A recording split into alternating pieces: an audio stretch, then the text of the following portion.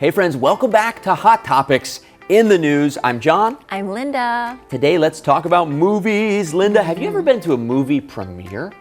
I think, yes, I did. It was for a really small movie in Boston, but it was fun, you know? Like, it's really exciting, and although, like, there wasn't a huge crowd, but it was exciting to meet the filmmakers, the director, and the actors themselves, so it's really cool. Yeah, it's such a big event. Film festivals, of course, are a great place where a lot of independent filmmakers premiere their movies. When we talk about independent filmmaking, normally we're contrasting people that are making movies outside of a big system like Hollywood or Bollywood or the Hong Kong, and they're doing movies on their own. So of course, in the US, it's Hollywood, right? That's where the industry is.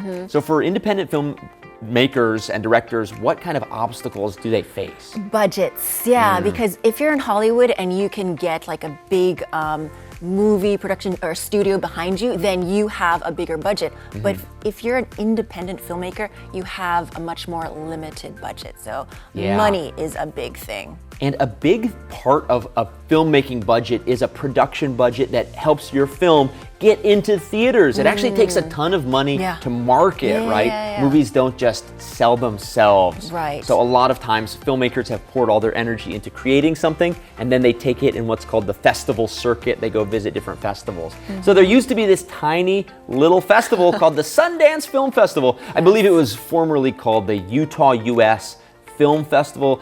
It was kind of a way to showcase filmmaking in Utah. Yeah, they actually wanted to bring more filmmaking to Utah, like it was to attract more filmmakers to come there. But it was also known as a film festival for independent films. That's what it first was known for.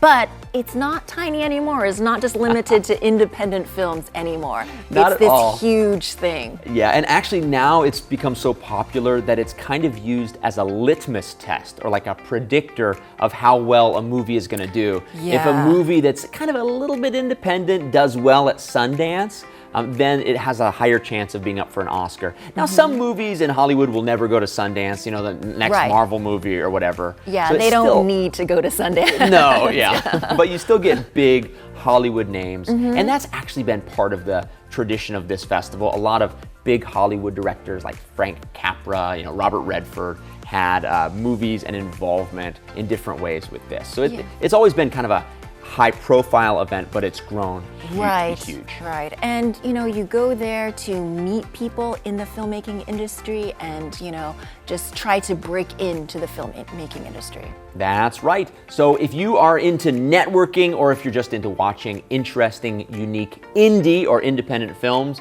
head to Salt Lake City. This is a very old festival. We'll see you at Sundance. This is Hot Topics in the News.